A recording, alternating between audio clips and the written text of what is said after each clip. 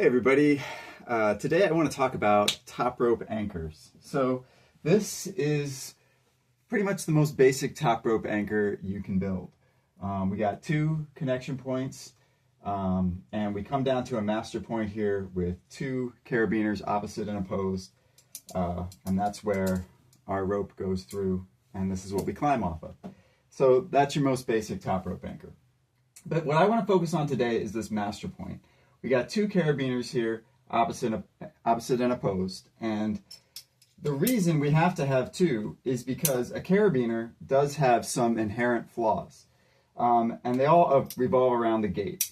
If you open this gate, it goes from 26 kilonewtons down to 7 for this particular carabiner. Every carabiner's stats are going to be a little different, but the point is you're losing over half your strength. Also, of course, once the gate's open, it can come undone. And that is a huge problem. So we've got all these issues caused by the fact that there's a gate there, and that's why we have to have two carabiners, and we want to position them so that the gates are on opposite sides. And even if they flip to the same side, the gates open in different directions. That's what opposite and opposed means. But today, what I want to do is try to think of a better way to deal with this master point that doesn't have these problems that these gates cause. Obviously, like I said, you can use lockers, that's fine, but can we do even better? And I think we can. What if we had a carabiner that didn't have a gate? Ladies and gentlemen, the gateless carabiner. It's a ring. Tree climbers use these a lot. Rock climbers, for some reason, don't seem to use these very much. I feel like we're sleeping on them. I think these could be very useful, especially right here. So what I propose today is that we can replace this with this. Boom. All right. So that's what it looks like if you use a ring as your master point for a top rope anchor. So why would we want to do this? Well, there's a lot of pros and cons, and so I'm going to go over them right now. First off, this cannot come undone. So carabiners, whether they're locking or non-locking, they can come undone. There's a lot of videos like showing how under the right circumstances, if things get a certain way, a rope could roll across this, and there's so many different weird things that can happen and have happened where carabiners just seem to get unclipped randomly. It's very, very rare, so when it happens, it's always kind of a big deal, and if it's caught on camera, like, it's always a hit video, So this, though, it cannot come undone. You can't, like, magically have it come undone. There's no way for it to happen. The only way for this to fail at this point is for something to break. And so that, I feel like, is a huge plus. Like, you could have, almost impossible to come undone versus actually impossible to come undone. I'm going to pick actually impossible to come undone. That's always going to be better, in my opinion. Secondly, this ring has one rating. It's rated for 25 kilonewtons, which is comparable to any old carabiner you'll find. This one happens to be rated for 26, but 20 is like the bare minimum that you're going to find, and that's super good enough, to quote another channel that I love. So anyway, but like I said before, the gate comes open, now you're down to 7. This one, 8 kilonewtons if it gets cross-loaded. And I've noticed on top rope setups, getting cross-loaded happens a lot. You'll get maybe you've got these 2 points, and one will go like that, and then the rope will be sitting here like this. That happens all the time. So, and it's bad, because then obviously your whole thing's weaker. Anything, in my opinion, anything single digits on kilonewtons, 7, 8, 9, is not where I want to be when it comes to strength. Double digits is my comfort zone. So, but this is 25 no matter what, every time. You can't cross-load it, no open gate. It's no matter what's going on, I know it's 25 kilonewtons. So it's just one less thing to worry about. Another thing is, when you use carabiners, the rope is going to sit in the same spot every time. It's always going to be here. And so the rope always rubs in that exact same spot. and it wears them down and creates grooves here, and eventually you have to retire the carabiner because it gets too worn out. With this, it's going to be loading a different spot on this ring every time I use it. You can already see a couple places where I've used it and it's started to wear out the anodization, and those places are kind of spread out throughout the ring. So I could load this in 5, 10, 15 different places before I start to see a groove show up anywhere. So this is going to last so much longer than a carabiner. I'm going to wear this out.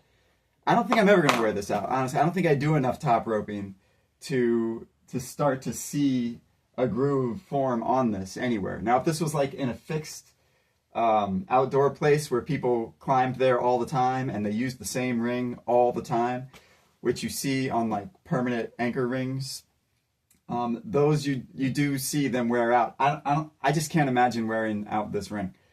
So that's another reason why it's a pro. Secondly, these rings, you can get them for like $6, even less if you're buying them in bulk. So that's about as much as a cheap carabiner costs.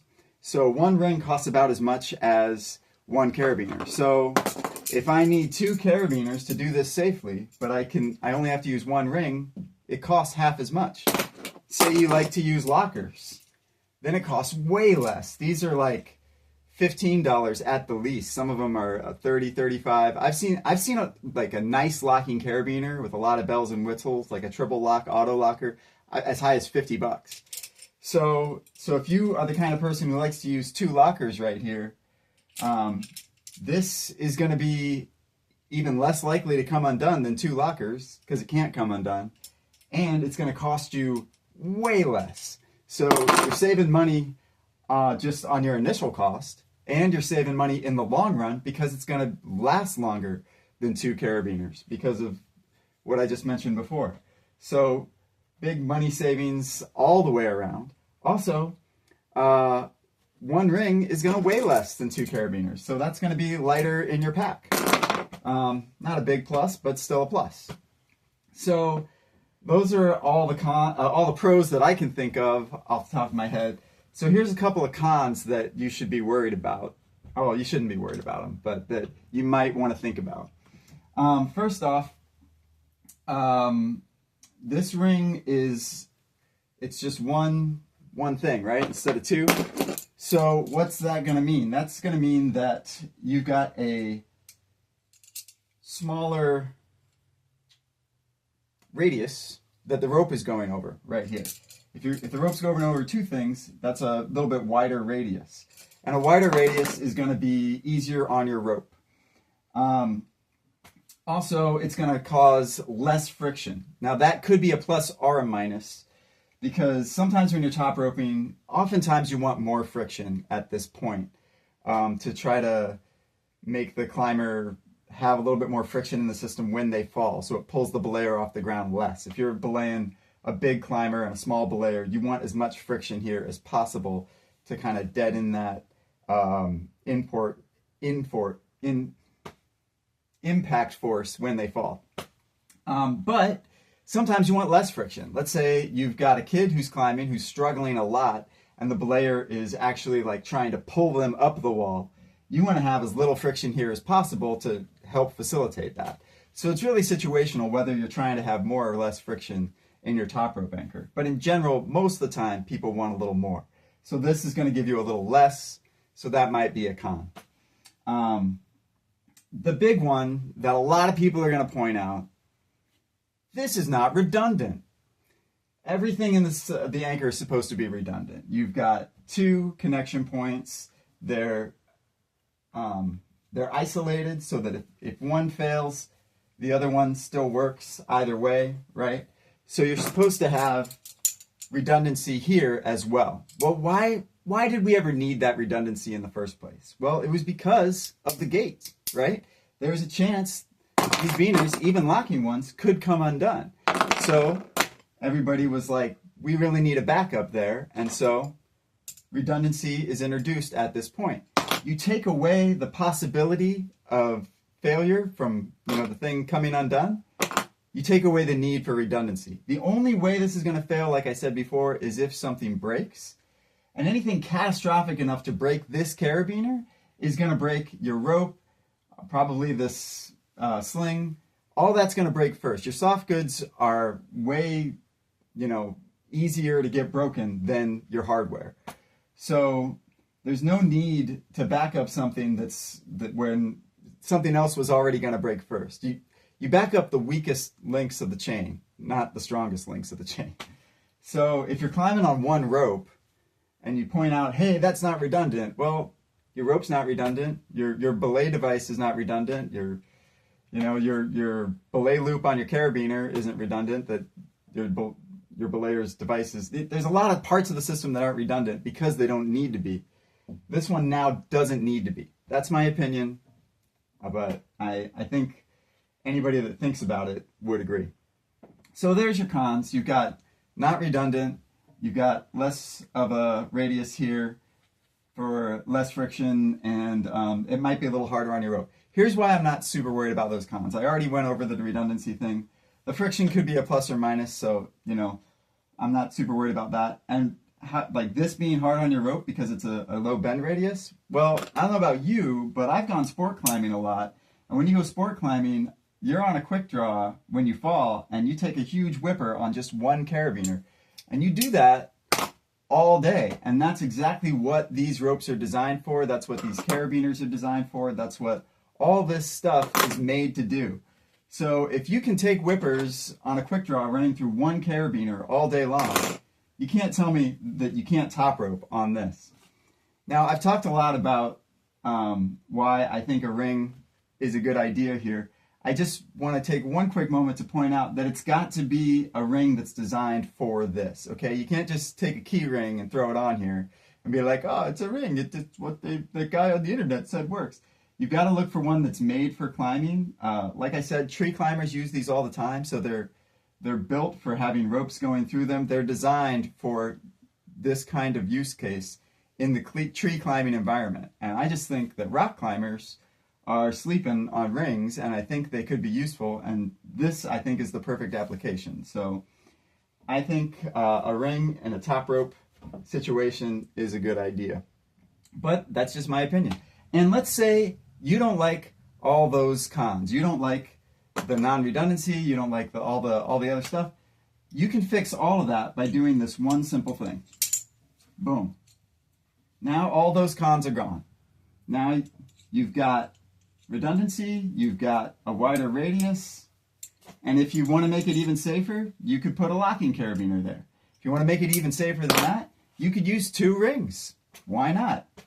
So, and I've done that before, because when I started looking into this, I went and bought I obtained a bunch of rings, and I've got like 6 or 7 of them because I'm just crazy like that. So oftentimes I'll set this up and I'll put 2 rings here, just because if I've got 2 rings, might as well use them, right?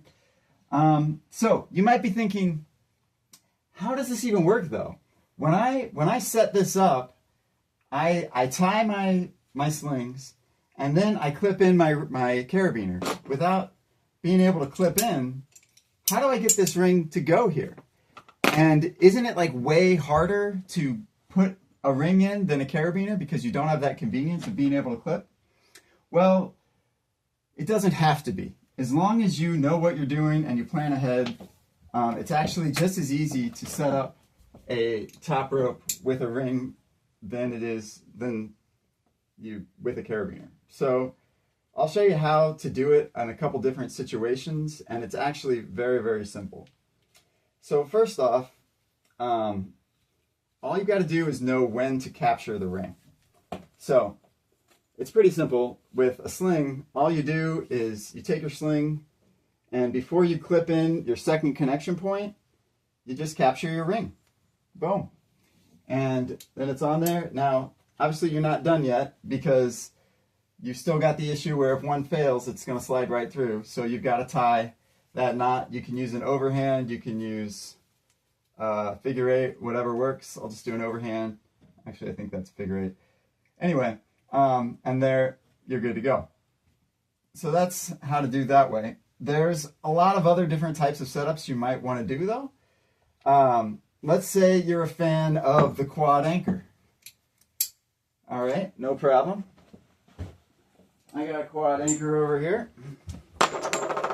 So all you do is, here's your standard quad anchor, right? All you have to do to capture that ring is, before you tie one of your knots, you just put it in there, just like that. And then it's captured, and then you can tie your second knot, and you've got your quad anchor with a ring on it. If you want to capture one ring here and one ring there, so you can do like two, it's fine. Here's one that was a little bit harder for me to figure out. What if you've got 3 anchor points on your anchor? So let's say we got one there, and we got one here, and we got one here. Now our standard setup would have, you go down, bring them all down to one point, and then you tie it into a knot, and then you clip in right there. And so you've got 3 things you want to try to get your master point around. Well, if you start looking here, what you'll find is you can't actually get the ring around all 3 of them. The best you can do without untying your sling, which you don't want to do, is put the ring right there around that one. And now we are around 2 of them, but we're not around this one yet. So that's no problem though. What we can do is we can just girth hitch that one in. So the one that was not connected, right, we just throw it on with a girth hitch. And now everybody's connected and involved and helping. And now we can tie our master point off. And voila, we've got, it's not super clean looking there, but you can dress it if you want. And you've got it on there with everything. And then you can put your rope through. Another thing when you're setting up with a ring is, the only way to get your rope through is to feed it through. Obviously you can't clip it in anymore. Which is how I like to do top ropes anyway. I like to just feed my rope through when, like, if I'm setting it up at the top, like if it's a walk on, and then I'll feed the rope through, and I'll go ahead and tie my figure 8 so that it's ready when I get down to the bottom, and then I'll feed that down to the bottom. And then if I want to rappel, I've already got a knot in the end of the rope, and I'm ready to tie in when I get down there and climb. That's just how I like to do it. And that's how you have to do it if you're using a ring. So that's another setup you can do if you've got 3 connection points. And you can do a similar thing with 4 connection points or whatever. So here's something though. What if, let's say, hey, I'd like to top rope, but I do more sport climbing than top roping. And the thing about it is, when I go sport climbing, I'll just do the sport climb, and then I'll attach 2 quick draws here and top rope off of that, which is totally cool. So it's like, how do I use, what if I want to use this ring thing and get all these benefits in that situation? Can I still do it? Yes, you can. So here's how to top rope a sport climb using a ring. And all you need to do is know that your plan is to set it up for top rope while you're on the ground. So if your plan is to have somebody lead climb it and then set it up so that the next person can top rope it, and you know that ahead of time, then you can do this. If it's like a last minute thing, if you get up there, you're like, hey, somebody want to top rope this? Then yeah, go ahead and throw on 2 quick draws, call it a day. But if you can plan ahead, then you can use a ring and all the advantages that come with it. For one, that might be, let's say you're doing a climb with 10 bolts and your 2 anchors, and you've only got 10 quick draws. This would be a great way to say, okay, this will save me 2 quick draws so that I've got enough to actually do the whole route. All right, so I'm going to use double length sling here. You can use 2 single length slings. There's a lot of different things you can do, so I'm just going to give one example. So I'm going to go ahead and pre-make my top rope anchor with the ring while I'm on the ground. So I'm going to capture my ring and go ahead and just tie an overhand, just like I had it set up a minute ago. And now that I've got that tied and ready to go, I'm going to take a couple of carabiners. I'm going to use lockers. And now I'm going to attach this to my harness, and I'm going to put it on my back gear loops, just as far around as I can go on either side, so that it hangs in front of me near where my belay loop is. And now I'm going to take my rope and pre-thread it through the ring and through my belay loop. Actually, not through my belay loop, because that would be wrong. Through my hard points, because I'm tying in to climb, because I know what I'm doing. and then I can go ahead and tie my figure 8 and do my climb. So all I've done here is I've just pre-threaded my top rope anchor ahead of time. That way, if I didn't do that, when I got up to the top, I would then have to untie myself from the system to thread the rope through the sling, which you can do with a personal anchor. It's kind of like cleaning, right? But who wants to do that? That is not, if that were the only option, I would say don't do this. Use 2 carabiners. But it's not the only option, because I can pre-thread it while I'm on the ground. Now let's say I've done my climb, I've gotten to my anchor. All I got to do is take my carabiners and clip them in to the bolts. And I've messed it up. and make sure that the rope is not going over like that. So if you notice that, definitely make sure that's not happening. And now I am on top rope, and I can get lowered, and the next person, I'll clean my gear as I go down, and the next person's good to go. They can climb this on top rope. So that is, I'm glad that actually happened, because I want to point out the things that can go wrong. So that if you were to end up like in this situation, this is very bad. At this point, this ring is doing nothing. You're completely on this sling right here. But as long as you recognize and know that that's a problem and you can fix it, you can fix it on the fly, just while you're there. So it doesn't. It's like anything else in climbing. There's always a way to screw it up, right? So make sure that you're going like this, and now you're good to go. Actually, you're not, because you haven't locked your carabiners. That's auto locking. So okay, now you're good to go. Okay, so just to close this out, I just want to talk about a couple of different ways that you can attach a ring to your anchor. So let's say you're using a single link sling or a double, or any type of sling really. You can do a basket hitch, which doubles the strength of your sling. So if that's the length you need, then that works real well. If you need the whole length of the sling, then, or most of it anyway, then you can just do a simple girth hitch, where you know how to girth hitch. If you don't, what are you watching this video for? Just like that. Now you've got the whole length of the sling, so that can be one other way to attach.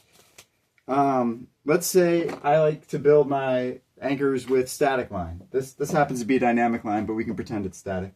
So I've attached one anchor point here, I've clove hitched another point, and I've got a bunch here. All you got to do is you just put a bite through, right? And then you come up here and you tie your big funky knot. I'll just do an overhand. There we go. Not very pretty, but that's how you would normally tie in a master point with static line. You might do a figure eight instead of an overhand, and you'd probably want it to be dressed a little nicer. But there, I've got my ring captured. It wasn't any harder than if I was using carabiners. You know, you just got to know when to introduce the ring to get it captured with anything that you're doing. What if you like to use webbing? I like to build my anchors with webbing. I've got some webbing right here. Oftentimes the first thing I'll do when I'm using webbing is to tie it into a loop with a water knot. Well, if I'm using a ring, something I can do before I do that is just capture it. So I slide my ring in, and then I'll tie my water knot right here, and now I've got a big loop of webbing with a ring in it. So that is another way to capture a ring and use it in your anchor system if you want to. So I guess what you might be wondering is, who is this for? Like, look, I set up top ropes all the time. I use 2 carabiners. It works just fine. Like, why would I want to go out and buy a ring? And that's a valid point. All right. So I would say this is for people who are new to climbing and they haven't bought their first gear setup yet. And it just might be something they might want to consider. Instead of buying 2 carabiners to use as a top rope master point, because if you're new, you're probably going to be doing a lot of top roping.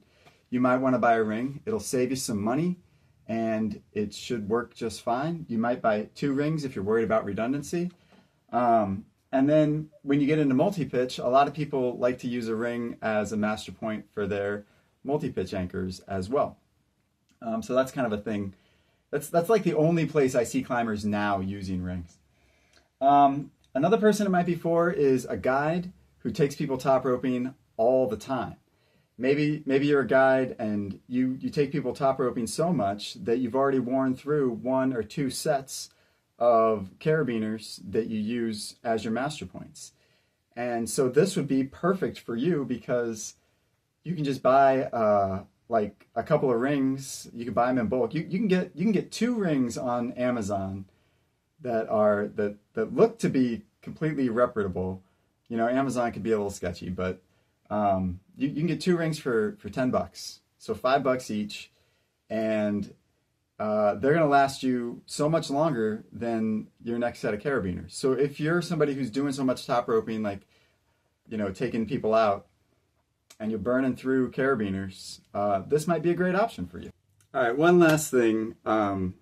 Let's say this video has been interesting to you, but you're probably never going to go out and buy a ring. You've already got your climbing gear and you're good to go with it. So here's one way you can use the things that I've shown you in this video, maybe just kind of in a pinch, like maybe you're in a situation you'd like to set up a top rope, but for some reason you don't have all the stuff that you wish you did, but you do have some other things. You could maybe do this. If you have a figure eight, why not? Like, why doesn't this work? Somebody tell me why this doesn't work. Because I think it works. This thing is rated for 35 kilonewtons when you're using it as a rappel device. So I really don't think it's going to break or anything. Like this should be fine, right? Right? Am I crazy? Maybe I'm crazy. I don't know. Anyway, that's all I got. Thanks for watching. Have a good day.